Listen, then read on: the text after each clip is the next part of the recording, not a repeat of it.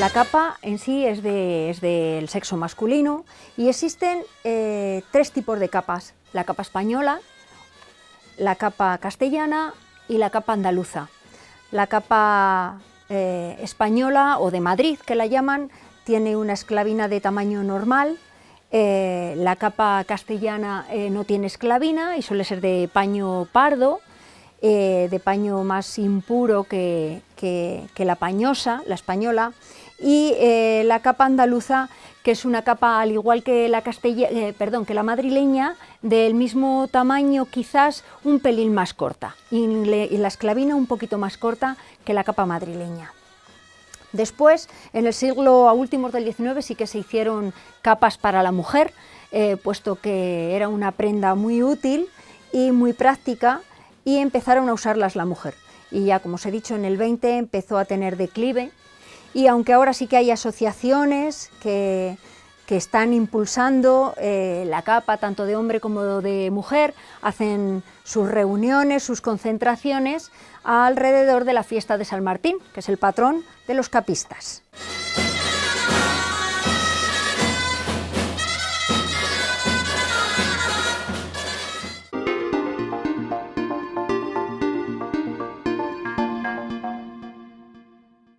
La capa, como podemos ver aquí en este libro original de Echagüe, que fotografió tipos de toda España, nos demuestra que la capa se mantiene a lo largo del tiempo, ya nos viene desde los celtas, lo adoptan los romanos, pasa por todas las culturas y todos los tiempos hasta la actualidad, lo cual los duques de Béjar tuvieron a bien dedicarse a esta industria, la cual vieron que tenía tirón.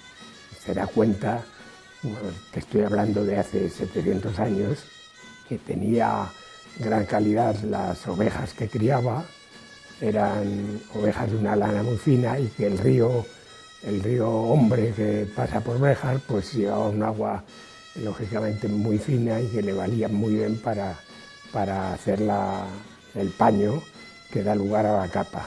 Y como tenía las tinturas que usaba eran bastante fuertes y bastante buenas, pues consiguió darle al paño el color de pardo, negro, azul, que era lo que necesitaba, y montó lo que es hoy día el negocio de los paños de Béjar. Y una característica que tienen las capas, sobre todo el paño de Béjar, es que cuando se cortan no se deshilacha. Y todas las capas antiguas van perfectamente cortadas, sin rematar, porque no hace falta, no se deshilacha, se queda completamente el corte limpio y no hace falta darle ningún tratamiento al final de ello. Es un paño que mantiene el brillo del batán que le han dado previamente, de ese tinte perfecto que ha aguantado el paso de los años. O sea, los paños de Béjar son de todos conocidos, y todas las capas que se usan actualmente en España, el 99,99% son de paño de Béjar. A partir de ahí, pues se inicia lo que es la costumbre de usar la capa, y la capa pues la usan desde los reyes en su más alta alcurnia hasta la gente más sencilla del campo, que se abriga con capas de paño. Claro, no es lo mismo la capa de un rey, porque según la costumbre, cuanto más alta era la capa, cuanto la esclavina era más alta, pues era más noble el que le llevaba.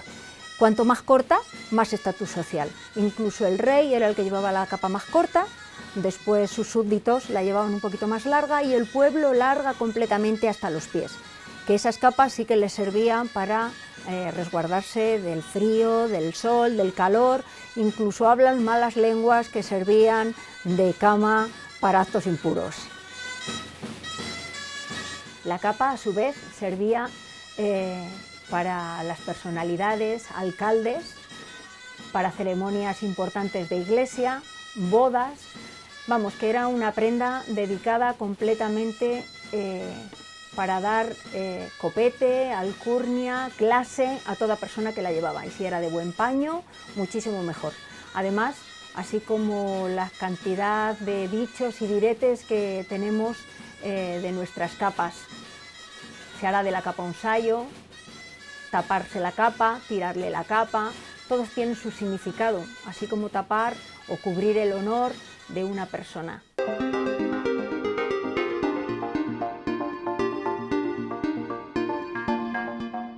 Bueno, pues vamos a comenzar cómo se hace el proceso de fabricación de una capa española o pañosa, que se la denominaba también a la capa de Madrid. En primer lugar, se corta el paño de Béjar, del cual nos da una calidad de total confianza. La forma de la capa es prácticamente semicircular, y entre las dos piezas semicirculares se hace prácticamente un círculo, aunque no es exactamente un círculo, puesto que tenemos que dar la forma de los hombros. Aquí tenemos cortada ya una enorme. Todos los metros que lleva son aproximadamente 5 de marca doble, dependiendo también de la medida, y hay que darle la forma a los hombros. Por eso no es una forma circular completa. Tenemos que cortar también a mayores 3 piezas más, unos contrafuertes para los hombros en la parte interna de la capa y la esclavina, así como sus forros y el cuello. Y luego podemos pasar a empezar a confeccionar y empezar a adornar si es lo que queremos hacer. Existen, digamos que, dos modelos de capas, la lisa y la adornada o bordada, que la podemos bordar a mano o bordarla a máquina, dependiendo de la habilidad del sastre o de la modista o de quien se la quiera confeccionar.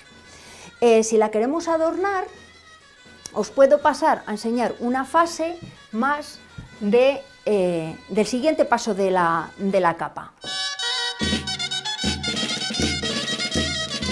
La capa tiene un auge apoteósico allá por el siglo de oro español de la literatura, en los que la época llaman de la capa y espada, novelas de capa y espada, literatura de capa y espada, en la que Quevedo, Lope, Calderón, Cervantes, pues a todos sus personajes los encuadran con una capa y usan la capa española en todos los altercados que hay.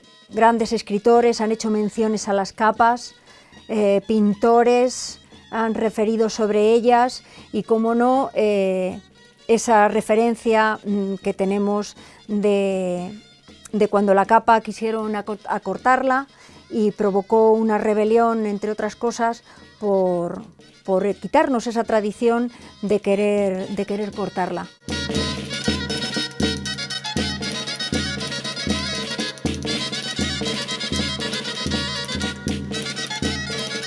Bueno, como veréis, en esta fase ya tenemos empezado adornada, y adornamos los traseros, que siempre va abierta, puesto que, como ya hemos dicho, son dos piezas semicirculares.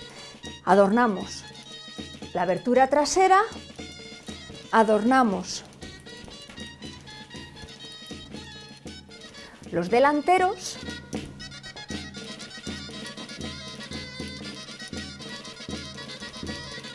nunca se adorna el resto de la circunferencia de la capa, solamente los delanteros.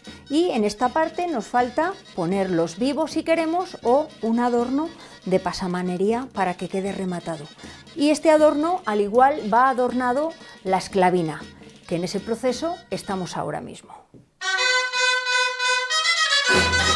Nos quisieron cortar las capas y fue un capitán del rey Carlos III, el capitán Esquilache, que entre tantas vicisitudes que había políticamente, una de las ideas brillantes que se le ocurrió fue querer cortar la capa y el sombrero de ala ancha quererlo subir, lo cual dio pie al sombrero de 3 picos, porque la gente, el pueblo, que eran quien podían usar las capas más largas, podían esconder espadas, pistolas y demás, y además de embozarse y tapar su autoría y tapar quién eran en realidad. Entonces decidieron que lo iban a cortar, la capa, lo cual provocó también, entre otras cosas, el levantamiento popular, al cual a Esquilache le fue fatal, puesto que le desterraron.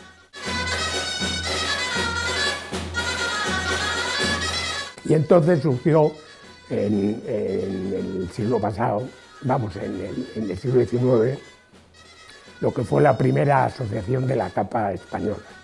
La primera asociación de la capa española se inicia en Madrid, es decir, los madrileños, la asociación de la capa de Madrid es la más antigua, es la primera y la única que hay en España para usar la capa como atuendo de prestigio y como atuendo de tradición española para portarla y saberla llevar, porque la capa, ya sabéis, es una prenda que se lleva, no es como el abrigo que se pone, no, la capa se lleva.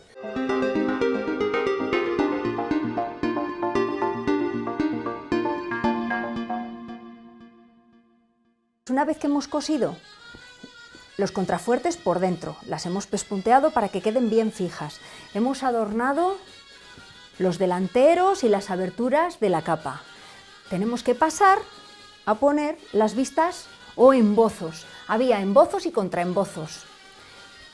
Podían ser los embozos solamente un terciopelo y los contraembozos 2 terciopelos, que solían ser granates y verdes, aunque ahora también se ponen de rojos o de otros colores. Y también aparecen piezas antiguas con los bozos y contraembozos en telas muy diversas, telas de colchones, telas de cuadros, de rayas, y siempre el segundo. El primero siempre era el bonito, puesto que al volver las vistas siempre era el que se veía, y estos eran los bonitos. Los segundos eran pues más feos o de peor calidad, solo adorno. No tenía ninguna función de dar calor, puesto que el calor solamente estaban en las vistas, en los delanteros, entonces no tenía función de abrigar. El abrigo ya le daba por sí el paño.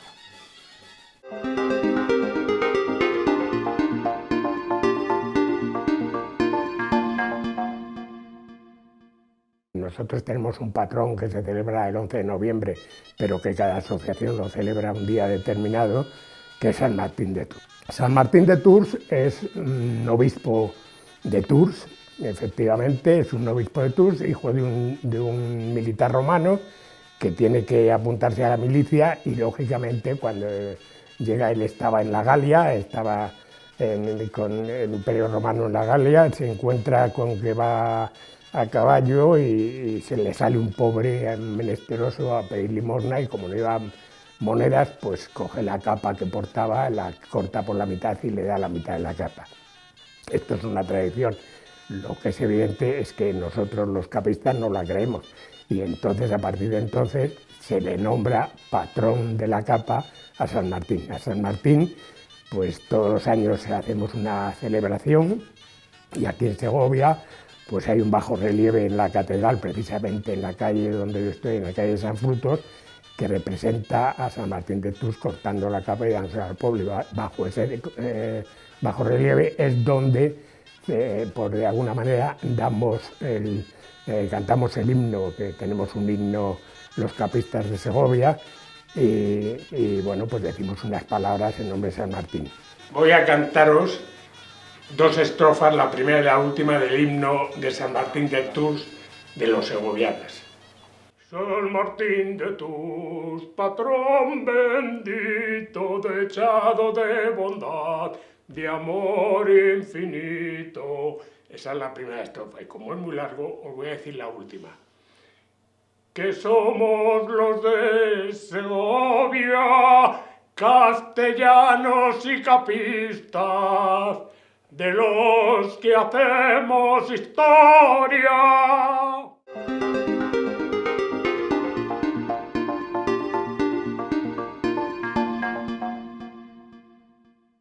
Pues esta, que ya la tenemos un poco más avanzada, ya tenemos puesto el embozo.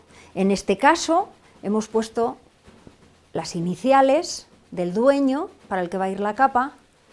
Está personalizada y queda también bonita porque al volver el embozo, pues en la espalda quedan las iniciales vistas y queda bonito. Esta solamente tiene embozo, uno un poquito más ancho, pero si fuera con el contraembozo iría un poquito más estrecho este y el siguiente a continuación. Es muy poco, muy estrecho, por lo que no tiene otra función nada más que adornar, ni abrigar ni nada, simplemente adornar y rematar todos los delanteros. En esta ya tenemos puesta la esclavina y el cuello. La esclavina, que también, como veréis en este caso, está ya adornada, ya le tenemos puesto el remate final, la tenemos forrada con un bonito forro, que aunque no se ven, pero siempre me gusta poner detalles que vayan bien. Ya está puesto el cuello, hilvanado, en este caso el trasero también va adornada y ya está finalizada este trasero.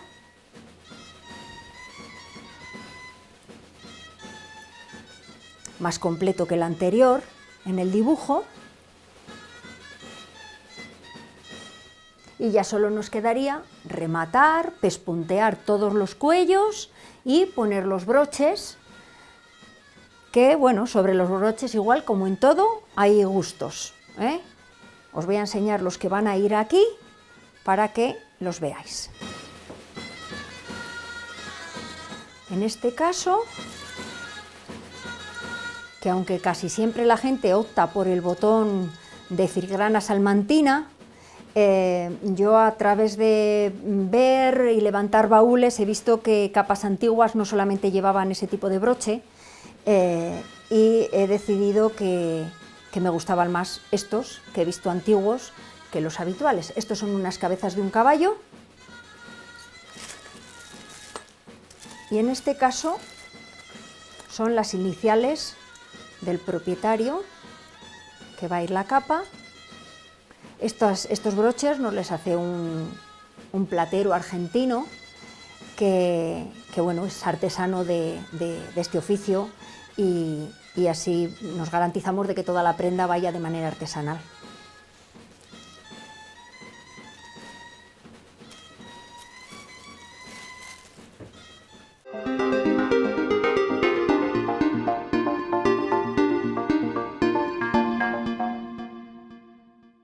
Yo considero que la capa segoviana, la capa castellana, porque no es solo de Segovia, es de toda Castilla, es la que yo porto ahora, que es la parda. Es una capa de paño pardo con vueltas de terciopelo verde y es la famosa parda, de ahí que nos llamen a los que la portamos pardillos, porque somos castellanos y nos llaman pardillos, pero eso no quiere decir más que portamos la capa parda. La capa parda también era la normal que llevaban los pastores y la gente sencilla del campo, con un paño lógicamente más rudo y que les servía de abrigo para las faenas que desarrollaban, teniendo en cuenta que nos encontramos en zonas frías donde es necesario abrigarse con la capa. ¿Qué ha pasado con la capa? Pues que la capa es una prenda que se ha ido extinguiendo en el siglo XIX y en el siglo XX entre las personas normales. Solo la usaban la gente que tenía relación con el arte, con la cultura, con la música, y la gente pues que tenía un abolengo alto y se usaba para efemérides propias de fiestas, etc. Yo considero que la tradición de la capa no va a morir, pero la gente joven ahora llevan los vaqueros y los pantalones de pitillo y a lo mejor tiran más por los pantalones de pitillo y el vaquero que por la capa. Pero la realidad es esa, la capa yo creo que nunca, porque en cualquier efeméride, el mismo rey Juan Carlos porta la capa. He visto, había alcaldes de Madrid que han ido con la capa a grandes efemérides.